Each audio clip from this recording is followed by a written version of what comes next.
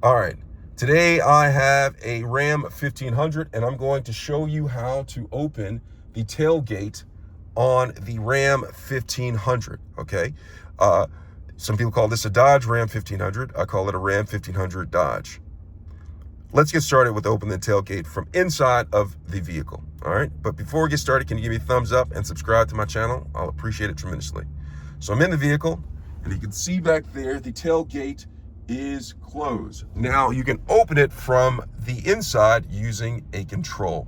All right, so I'm behind the steering wheel, and what I'm gonna do is I'm gonna look towards the center at the top, and you see right here, there is a button. I'm gonna press this. And when I press this, it releases the tailgate just like that. And if you want to open it back up, or close it, just simply go out of the vehicle, go to the rear of the vehicle. You see this?